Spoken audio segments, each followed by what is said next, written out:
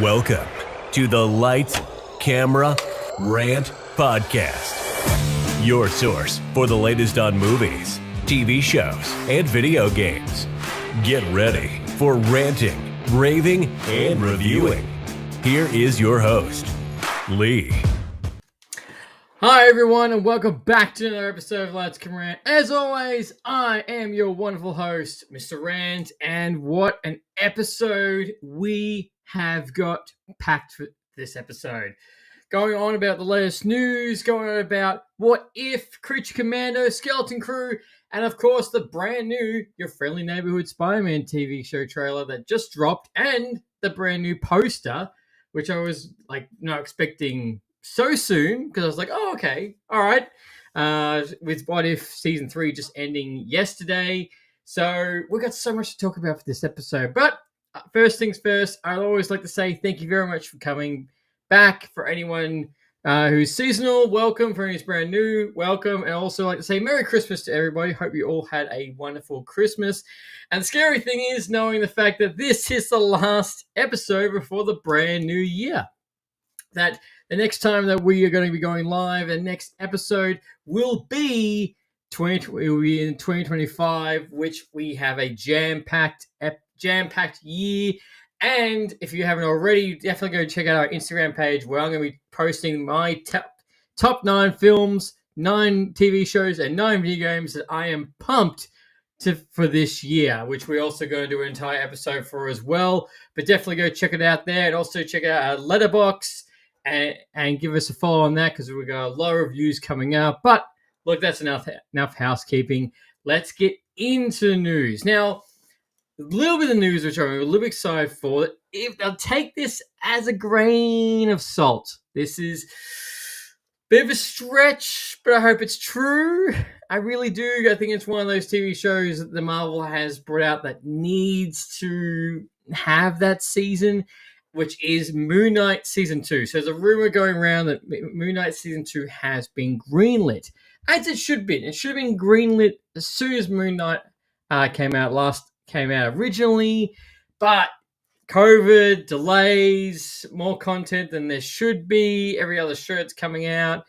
Yeah, it's kind of been lost in the shuffle just a little bit, just like Shang-Chi. And just recently, we've had Shang-Chi and Moon Knight appear in What If Season 3, which I was excited for, but at the same time, I want more Shang-Chi. I want more Moon Knight. I'm like, why? We just give them for 5 minutes and they're gone again. Don't get me wrong. We get a whole episode with Shang-Chi in 1872, which was good, which I'll get into later. But at the same time, and where's Moon Knight?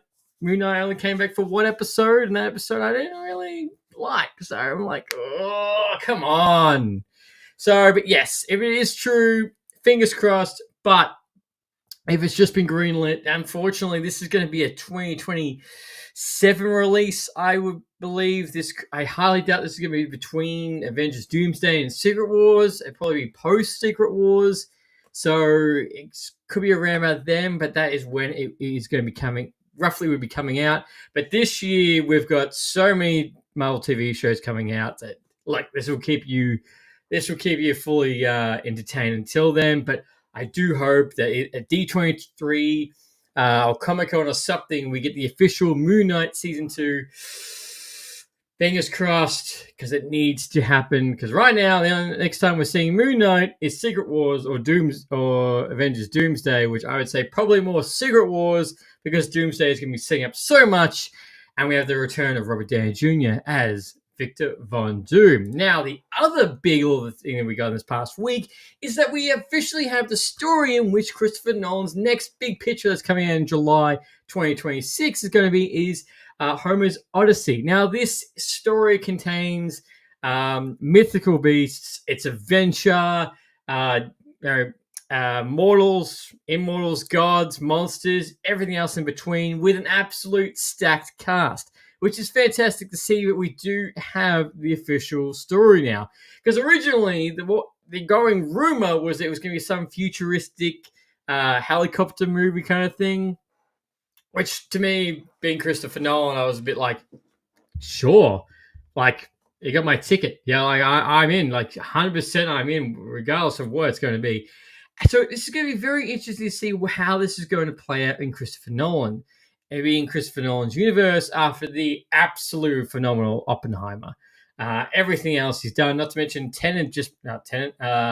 Interstellar just made a shit ton of money at IMAX again with it being an IMAX. So that keeps creeping up because of how gorgeous that film is being that. So I'm very curious to how this is going to shape out, how it's going to look. But I just know, again, like if he's got his heart set on this, it's going to be another absolute banger from him, which will be fantastic to see. Is far away, yes, but at the same time, it's going to be a little bit closer than another film that we're going to talk about that. I can't. We're going to get into that. I'm really going to get into that. But we also got another treat on Christmas Day. We got a little teaser of Happy Gilmore 2 that's coming out this year in 2025 on Netflix. Sorry, it's going to be on Netflix. For the trailer, it looks like everybody's back, which is great to see. Not to mention, there's also going to be a cameo of Eminem in it that has been particularly written for Eminem. Sandler did say so. We're going to see Happy back. And we're going to see the entire crew. So the teaser's very short. Looks like there's going to be some kind of death, and something is going to happen to get these golfers back on the scene. But we also do see Shu McGavin back right then, which is great to see. Look, is this going to be as good as the first one? I don't think it will be. I think this is going to be very much like, oh, this is what the character's been up to. Did anyone ask for this? No, but we're here, so that's about it. So I'm not really gonna. My expectations for this movie are not really high. They're more like here, roughly about going to be for this. So, but look, we got a teaser. No official release date for it. Just the fact it's coming in 2025. But Happy Gilmore fans, I'm going to be right there watching it, and I can't wait. Now this is going to be, I hope this to be true. I hope it's true. So apparently there's a leak that's gone out where new characters are going to be coming to Marvel Rivals. One of them being Jean Grey as a Phoenix. And another one, which I really hope for, is Deadpool will be making an appearance as well.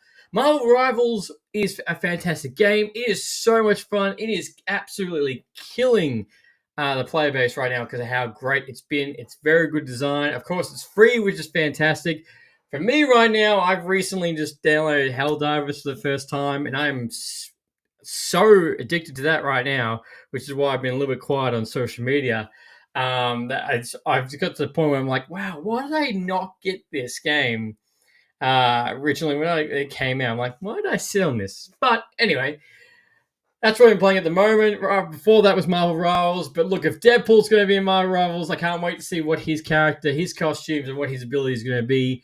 Looks like the Marvel Rivals training is going very well right now with the characters that are going to be coming.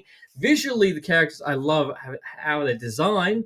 90% of them, fantastic. I think it's just Wolverine that's the only one I've looked at and gone, Wolverine's standard uniform, not his actual Wolverine one that's with him from Deadpool and Wolverine, which looks great, but the jacket and everything, I'm like, nah, but don't worry, Deadpool looks like Deadpool will be hitting Marvel Rivals very soon, which I'm like, the hell yes. And if you haven't already, if you are playing Marvel Rivals, definitely let me know what you think. Do you like it? Or you're like, I'm going to go back to Overwatch.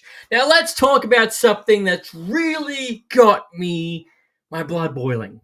And look, I know there's a lot of people that's going to be like, oh, no, patience is fantastic.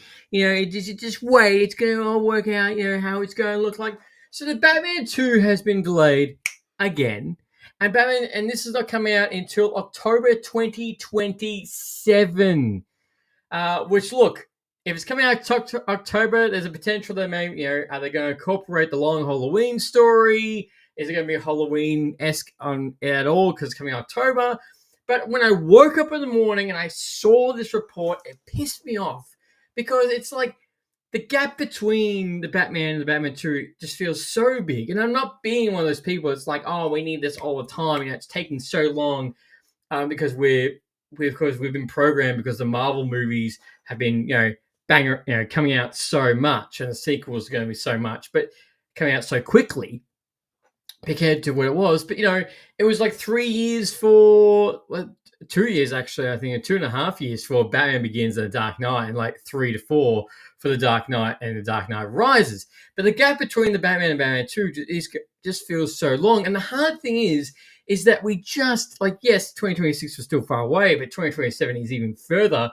To put that in perspective is the fact that we won't see this film until after Avengers Secret Wars. The fact that we will be, by the time the Batman 2 comes out, we will be in the next phase of the Marvel Universe, past the multiverse saga that we're currently in. That's how far away this movie is coming out.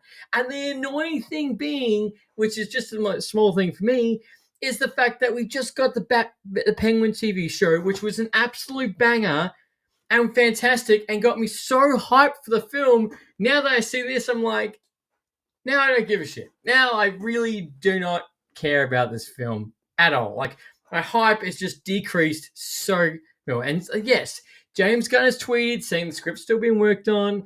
It's not ready. That's why it's delayed. So he has come forth and he has explained why it's been delayed, which is understandable, which is cool, which is great. I love that about James Gunn, that he gives you that interaction on that reason, not just it's been delayed. Oh, why? Yeah, it's just been delayed. But at least he tells you why. But in saying this, my hype for this film is just completely gone. And I was saying to a friend just the other day, I was like, well, by the time Batman 3 comes out, I'll be 50 with 3 kids, and I'll be taking my kids to see this. Like, it's just going to be so long. And now that I've mentioned about the multiverse saga, that is just, wow, that is just inbred into my mind right now of just like how long ago it's going to be. And at the same time, the other Batman movie that's being produced at the same time, Batman Brave and the Bold, has been delayed indefinitely. And this is the only thing I have my little qualm about James Gunn, is that, they say, we're not going to announce movies until we got a script ready. I'm like, well, you did the same thing as Marvel. Well, actually, not the same as Marvel. You did same thing as Marvel. You announced all these films, but so far we're getting delays here, and not to mention we're getting random ones here and there, like the Batman, like the Robin and Nightwing one that just popped out of nowhere that's getting made, the Clayface one that's over here for some reason. So that's just a little bit of a like, okay, it's not as contained as I thought it would be as what Marvel would be. Now, I know they're not going to try and do the same thing. I just thought James Gunn would just have a little bit more control on this is coming out, this is when it's coming out now, this is when it'll be ready, not delay after delay, because we're talking post-COVID now. And I guess it was more so like just saying, it's an active development, that's about it. You're never going to see this. I always feel like you're not going to see this. And then the thing is, DC fans, which was we had big trust issues after the DCEU, which was just an utter mess, which we got the same thing. We got the same thing. Like, we're getting this, and this, and this, and this, and this. Cool. And it's this whole plan, and you're only going to see a quarter of it. and the rest of it's either going to be reworked into something else, delayed, or you're never going to get it, and we're going to give up the entire universe altogether, or it's going to take 10 years to develop because nobody wants to touch it. Different directors, again, script changes, and not to mention cast members also have issues with the studios, which tends to do a bigger mess all over again. So that's a hard thing in itself. So right now, probably right now, like yes, Marvel has also announced films that never saw the light of day, or got worked into something else entirely. Like mine always comes into like Inhumans. Like Inhumans did come out in a TV show which was poorly reviewed and it's been buried. But at one point, it was going to be in the MCU entirely. It was at one point. But that's not going to happen. Now, obviously, right with what happened with Kang, Avengers Kang Dynasties become Avengers Doomsday. Things have changed. But I'd say about 90% of everything at Marvel, actually not even that, 95% of everything at Marvel has said is coming has arrived. It's only been like one or two projects here. Yes, have they got in the habit of announcing things way too early? Like, for example, we're getting this Friendly Neighborhood Spider-Man at the moment. We're getting, we got X-Men 97, which was announced like 3 to 4 to 5 years ago. And then we're finally getting this. So it's, it's a little bit things like that. It's also scary, the fact that What If Season 3, that's the end of the What If series. And I remember when the first season got announced, I was like, yes, which we're going to get into. But for the Brave and the Bold, that's annoying. That's very far away, and that's not happening at all. But the Batman 2 being even further down the road is even more gut-wrenching. And look, I have absolute faith in James Gunn's universe. I absolutely do. But at the same time, I'm a bit like, yeah, you know what? I'm just gonna, when the movie arrives, that's all I'm gonna believe for you at the moment, right now. And yeah, look, the hard thing is the Batman was really good, really received. Then we got the Penguin to keep us going, which was really good. So the question is the hype gonna slightly die down too much for the Batman 2 because the gap is so big? And like, don't get me wrong, there are films like Gladiator and Gladiator 2 that have 20 years difference, and Gladiator still made so much money. But at the same time, it's just like, well, how much that hype is going to die down? And are we meant to get 2 Batman films in that era, or is it going to be 2028 by the time? Well, that's another thing, is that Brave and the Bold was announced last year. I say last year, 2024, end of 2023, roughly, beginning of 2024. And we're not seeing this until probably 2027, 2028. So far away. So it's, it's like, oh, hey man, thanks for on YouTube, Angel of Doom 66. That's a good name. Thanks for coming past on the live stream. As always, if you don't know, we always go live every single week on YouTube, everything else. Where we go here. Batman Brave and the Bold is dead. The director of The Flash can't even be given the reins of Batman after Reeves and Nolan.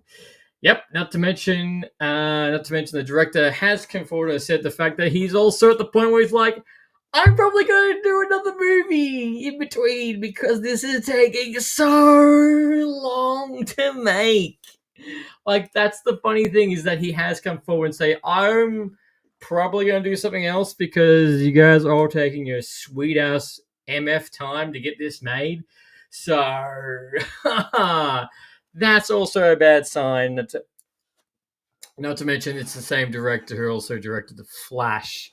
So that's another thing that can be a bit like, how that's going to be. Yeah. But look, if anyone who's hyped, anyone who's ready and excited for Brave and the Bold, yeah, gotta put that in a can and throw that away, because that hype is probably completely dead right now, entirely.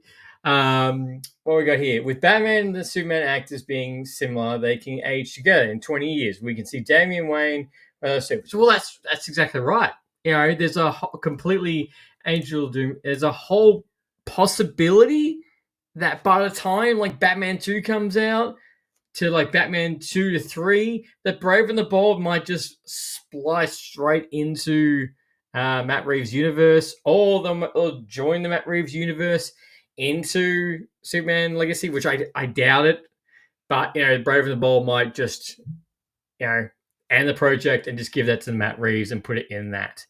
No, don't get me wrong. Like, I would love to see a oh my god, I forgot, World's Finest movie with Matt Reeves Batman and James Gunn Superman. I think that'd be fantastic.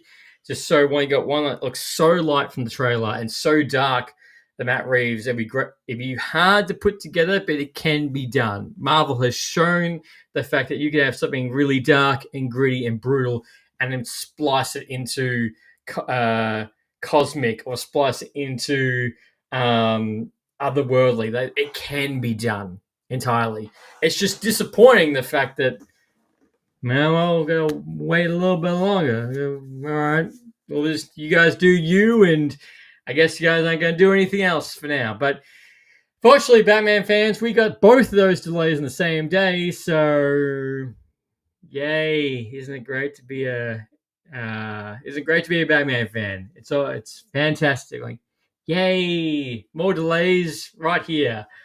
Angel of Doom, my man on his own seemed grounded. 4 years later, he was fighting aliens and flying nukes through a portal. Exactly right. So Marvel has proven the fact that you can put it all together. Hey Cal Daily, thanks for going past on YouTube as well. Hope you had a good Christmas and hope you had a good holiday break. And it's always a pleasure seeing you come past. So for Batman fans, Superman is Superman is all that matters from Cal. That's I would not expect anything less from you, man. Like, that's if you said Batman, I would be confused. But actually, you're the perfect person. What did you think of the Superman trailer? What do you think about Superman? I keep calling Superman Legacy, but just Superman. Because right now, recently showed on DC's YouTube is that the Superman trailer is their third highest viewed trailer ever, and it's amongst the six or five highest trailers of all time, which are only behind Spider-Man No Way Home and the Avengers Endgame and Infinity War films, which makes sense. Which, it's funny, at one point in time, Force Awakens had that record, and it's just going down, down, down, down. And not to mention Star Wars right now is up in the air. Altogether, what Star Wars is doing. I tell you what, don't know. Sometimes I wonder, like, what do they do? Let's greenlight this. Not to mention, no, actually, let's not greenlight that. Let's take that back. Angel of Doom. Superman trailer gave me a mix of Superman Returns and Man of Steel vibes, tone-wise. Seems like a good balance. I concur to that. 100% concur. For just being a teaser trailer, not being a full-length trailer, you got the vibe. We're getting a whole bunch of other characters in this. So again, this is meant to be Superman Year 2, basically. So I'm all in. I love the trailer. I love the poster. The poster looks fantastic, and that's like all you need to do. There's nothing you need to add to that Superman poster. Of course they're going to make other posters, but I feel like that one poster they made, you could just keep that, and that's it. That's it. You don't need to add anything more to it. And being James Gunn, I think it's in great hands being in James Gunn. I can't wait to see what he does. Obviously, Guardians of the Galaxy, the second Suicide Squad film, Creature Commandos, which is effing nailing it at the moment, how good Creature Commandos is doing right now, which, I don't know what I was going to say before, but Creature Commandos has been greenlit for season 2. Cal, not sold on James Gunn's Superman, but the trailer looked like Chris Reeves' Superman movie if it was made today, so I can't hate that. I didn't think about that. Cal, Lex Luthor looked terrible though. What do you mean? I don't. Look, Nicholas Holt's still gonna be better than Jesse Eisenberg's Lex Luthor. I don't care what anyone says. Lex Luthor was utterly shit. And it annoys me because we slightly got that bold Lex Luthor at the end of Justice League, and I was like, All right, I would happily see another movie of you. Guess what? We ain't. Sorry, we ain't getting that old. He looked like a bad cosplay. That's fair. That's fair. Look, as far as I'm very sure he's also not going to be the main villain of the film. So, look, apparently, I just hope he's nothing going to be nothing like Jason Eisenberg's. He looks like the guy from the Hitman games. He does, and I'm pretty sure IGN also cosplayed that, saying cosplay it. They tweeted saying, "Oh, Agent 47, you're ready for your next mission," and it was a screenshot of Nicholas Holt's Superman, Lex Luthor, and I was like, "Yeah, that's what it looks like." That's definitely what it looks like. So, yeah, look, it's going to be interesting. So, I'd say the next full trailer. So, see, Lowell, you know he has a cosplayer. Oh, well, that's the thing. It's like when people cosplay as his Lex Luthor, they can either go as Lex Luthor, Agent 47, and see what people say. But I'd say the next full trailer that we're going to get for the Superman will probably be around about March. Yeah, March with oh my god, I can't remember its name. Super Bowl. Because I'm pretty sure it's going to be Super Bowl, and we're going to get the Fantastic Four trailer and the full length of the Superman trailer, Thunderbolts, Avatar. I keep forgetting Avatar comes out next year because, like, don't get me wrong, like, I know it's at right at the end, so it's the same as the other Avatar. It's right at the end, but I'm like, just because it's been so down low. Cal, that is Jim Henson reject puppet Godzilla wasn't great. It looks like graphics was fully done.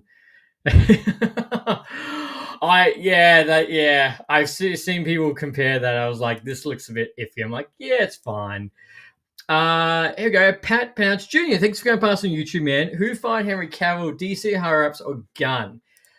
Look, from the reports, it's partially Gunn, partially higher ups, and Gunn's second guy. I'm pretty sure Peter something.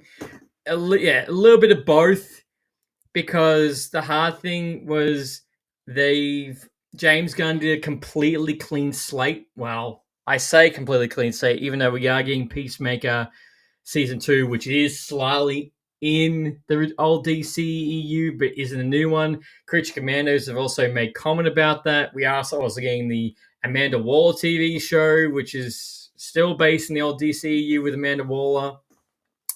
And not to mention, Blue Beetle is meant to be making an appearance, which that first movie is considered canon.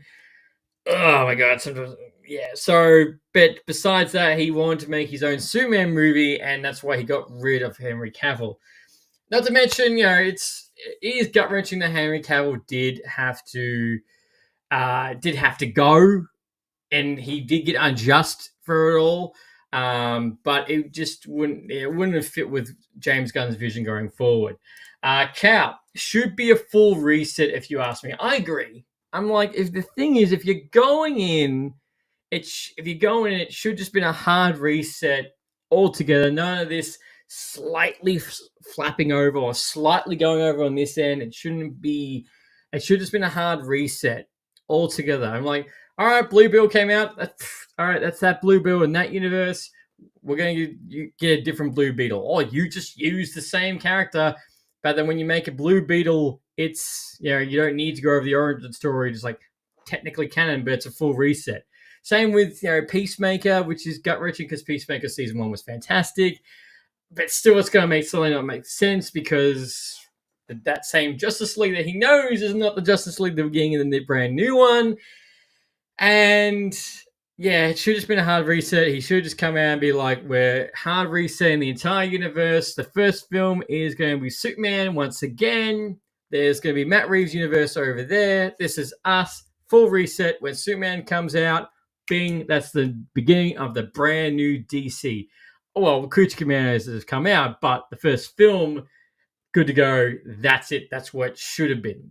Because for the casual viewer, it's going to be confusing as shit. Imagine Marvel doing a reboot, but also keeping multiple elements of the MCU. Like, just for example, if they were making the MCU 2, but some of the elements of the MCU still worked, and like that wouldn't make sense because they would still bleed in together. So do I still have to watch those films, or I don't have to watch those films?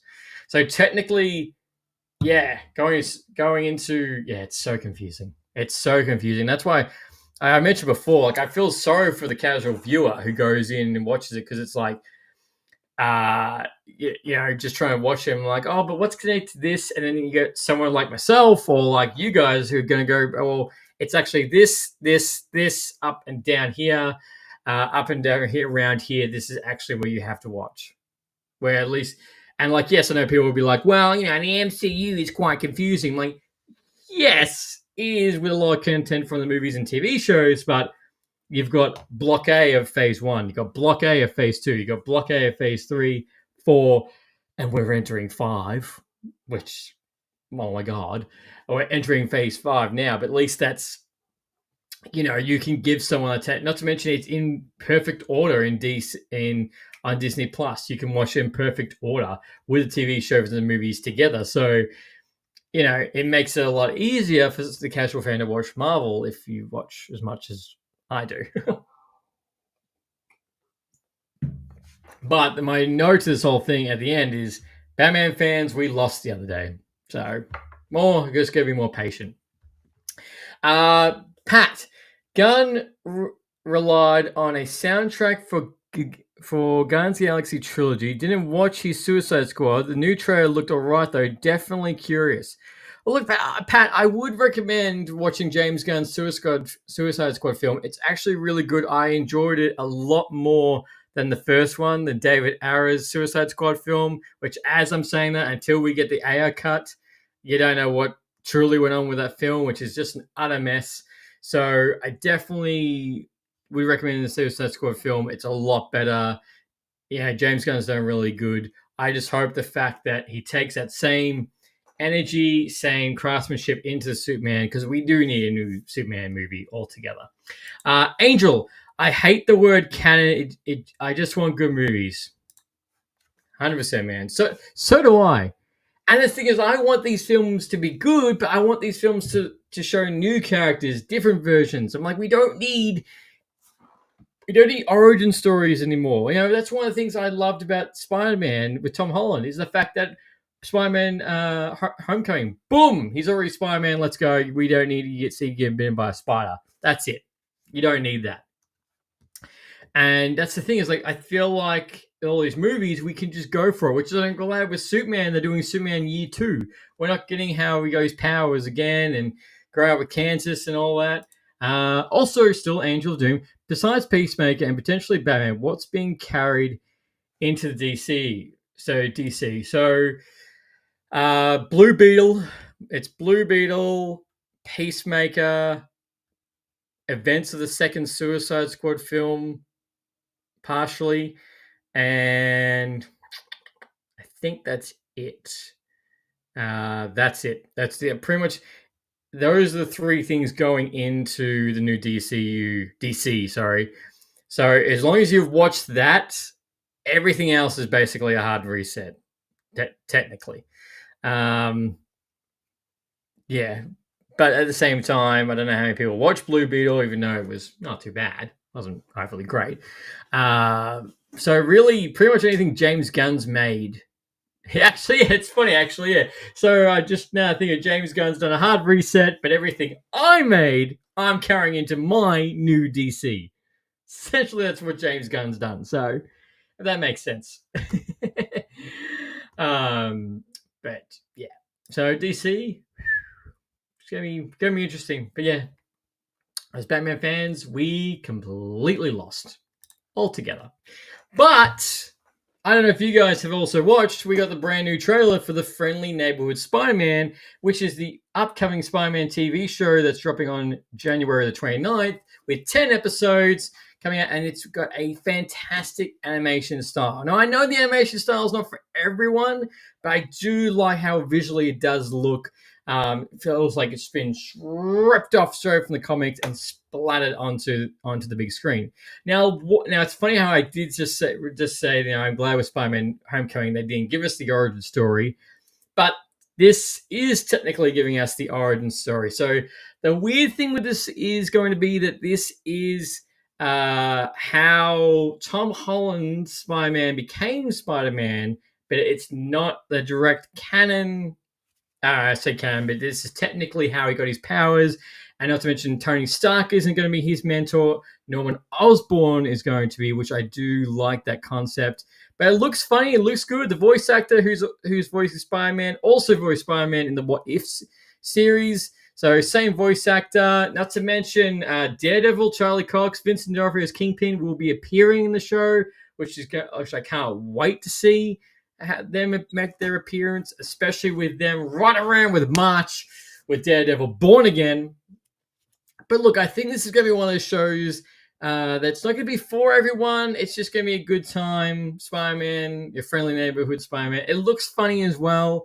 The trailer looked good. The poster looks good. Again, just straight from the comics, from what this is going to be. So 10 episodes, 10 weeks leading on. Hang on. Is that going to... Just trying to think now. I'm pretty sure that is going to overlap. He's going to. Yeah, I'm pretty sure it's going to overlap into Daredevil Born Again. So we're going to have Daredevil Born Again, and we're also going to have Friendly Neighborhood Spider-Man. So a lot of Marvel content. Like, not to mention, I've said this before as well, is that we're getting Friendly Neighborhood Spider-Man, then we're getting Daredevil Born Again, and right around the corner is Invincible Season 3, which we're getting the whole season. I know there's bullshit half and half scene, which is great. The only annoying thing is the fact that with Amazon at the moment, unless you want to pucker up, it's going to be halfway.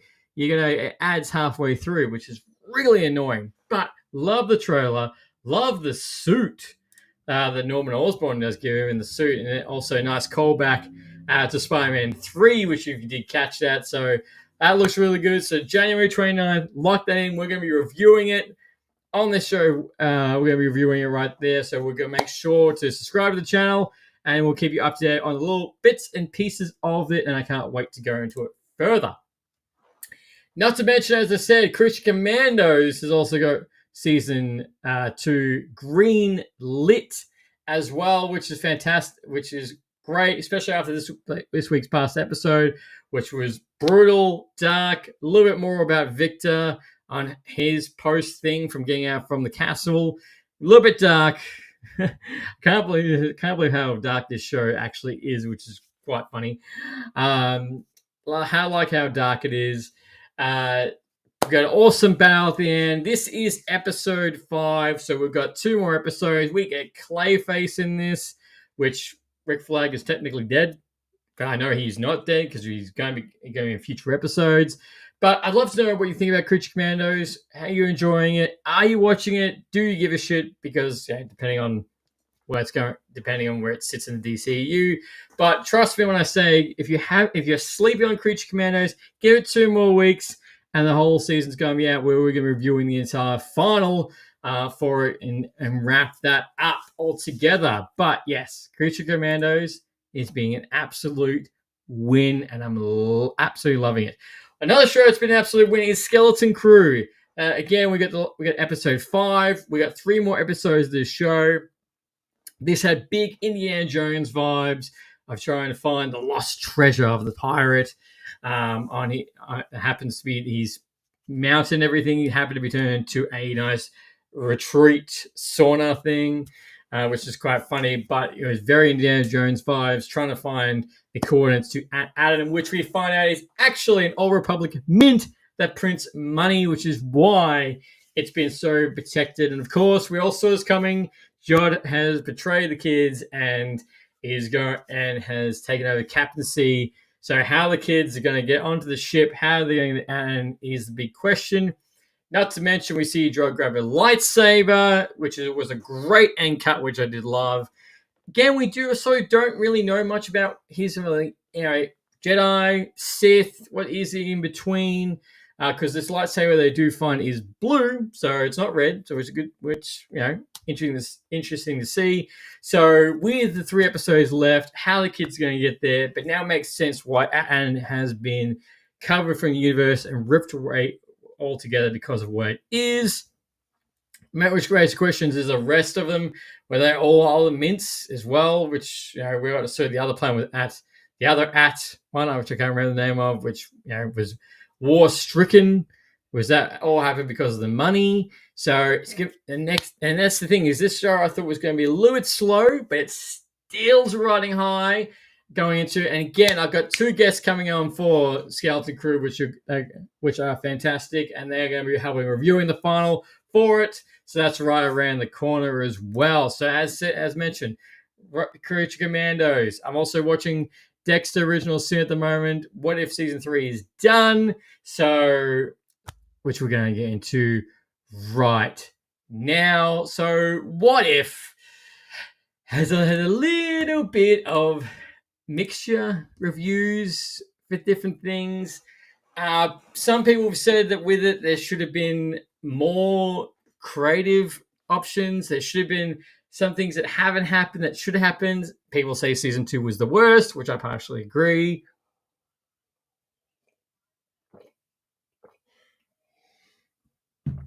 But this season, I would say, now I said last week at the very beginning, that first episode of the mechs, I didn't like it. And I thought, okay, this is a bit slow for this episode. I was like, all right, potentially I'm saying this is probably the worst. But it slowly got better day by day because we got 9 episodes, 9 days in a row. So I felt like it did get better. My favorite was what happens if the Emergence destroyed the Earth with Riri Williams. That was fantastic. The Shang-Chi and Hawkeye with Kate Bishop in 1872 was really good, which is what was really good. But I will tell you, there's something at the very end which I think will annoy a lot of people onto the show. So when What If got announced, it basically got everyone's ideas crazy on what could happen. And the fact that this was going to have the same people from the MCU being in it. So, their whole idea of what this could be is fantastic. Not to mention, it's got a spin-off with Marvel Zombies coming at the end of 2025. That we're also going to be reviewing. So I think it's roughly October that will be dropping 4 episodes TVMA. Ooh, it's be fantastic. But, this show has an endless possibilities. So technically, it had so much hype, endless possibilities, the fact that it might have not lived up to the hype on what some things got. Some of the episodes in season 1 were good. Some people didn't like that. I didn't really like season 2, more towards the end. Ultron was obviously a standout, which we did get Ultron's return in this, which was briefly different kind of concept with him. I did like that, so that was cool. And, it was Guardians of the Multiverse. Probably the weird episode was what happens if what's the name in the duck and Howard the Duck had a kid. That was a weird episode, but funny enough. We got so many cameos in that one. It wasn't even funny. All over this egg, which we did get in the end. And look, at the end of this last 2 episodes with the Watchers versus Watcher Yatu was good. There was a lot of action in this. Not to mention we got a team with Captain Carter coming back. We got Storm, which is the same voice actor from X-Men 97, which was fantastic, which made me want more X-Men in this. I'm like, why don't they pull more X-Men into the fold into this? Because they make some little cameos on a foosball table. But I'm like, yes, I'm glad you picked Storm, which makes sense because Storm being Thor was great, and I could watch an entire episode. I wish we did get an entire episode on that. That would have been fantastic. But you can't get everything. But and not to mention we got the Watcher giving his powers to this team with Birdie as well, which is an original character made for the show.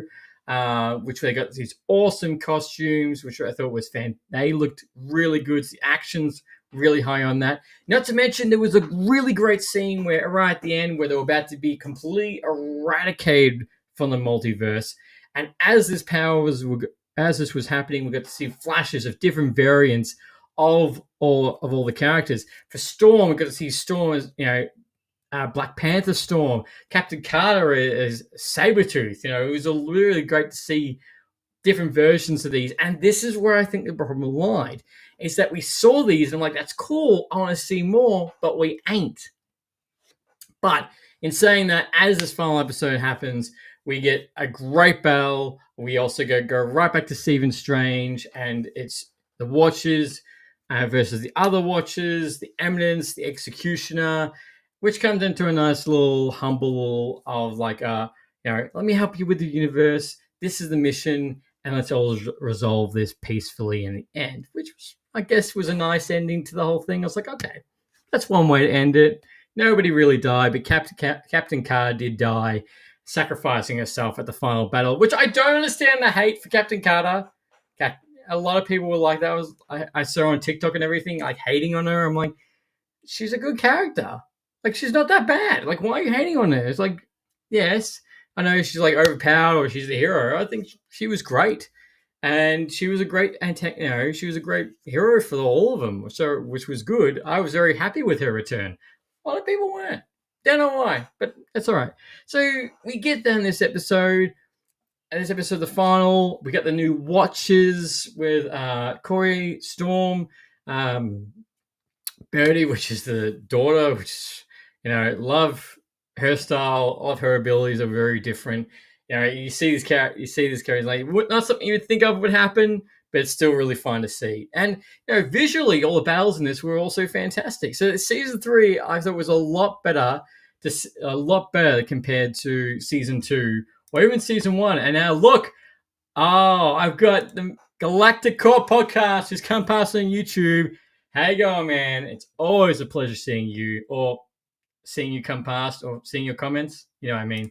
Got disappointed with the final. What do you mean you were disappointed with the final? What didn't you like about it? I thought it was a good final. The only gripe I have about the final, which again, is that right at the end, the Watchers talking about the different variations and everything like that we see these different variations of characters, which seem really cool. That I'm like, I really wish we got some episodes on that, which I do have the list right here. In the lasting moments, we got Six-Armed Spider-Man. We had Punisher Ironheart. We had Witch Gamora. We had Moon Knight Blade. Weapon X Thanos, which looked cool as shit. Kingo is Iron Man, Wasp is Miss Marvel, and we got Skrull Thor, and we've got Young Hela. There was Sorcerer Hulk, Deadpool arm to the teeth, and young classic Loki, Young Hela as well. And there was just so much that I was just like, this is so cool. Why did we get any of those? Special, just the photo of seeing Weapon X Thanos, that would have been such a good episode to be like, all right, how did that happen? How is this possible? I would really love to see. So that's why I feel like a lot of people are going to gripe on this, is because you're going to see this. And it's like, oh, we could have gone that, but why do we get this? So that's where I think they kind of backed themselves in a hole with this TV show. But besides season 2, I think they did a great job on what they tried with these characters, and a lot of the MCU characters returned. Not to mention we got Storm with the original voice actor from the X-Men TV show, which was sick. All right, here we go. Galactico Podcast. Why were you disappointed in the final? Giving them all Watcher powers was stupid, and this changes the concept of the Watchers for the whole MCU and comics. Yes, this does. I didn't hate the fact that they got the powers. I thought they got the powers look cool, especially with their suits and armor. I thought that was all right. But yes, it does tap all into the lore of the Watchers entirely, where you're like, okay, maybe that's a bit of a stretch. So it does tap into that, but it doesn't tap into the entire what happened to the MCU entirely. It doesn't affect it in that way. It's just going a little bit different on what if could happen, essentially. But I do understand that concept. I have seen a couple of comments also saying, "Oh, it was all women." I was like, "Yes, it was," and one guy. Well, why does that matter?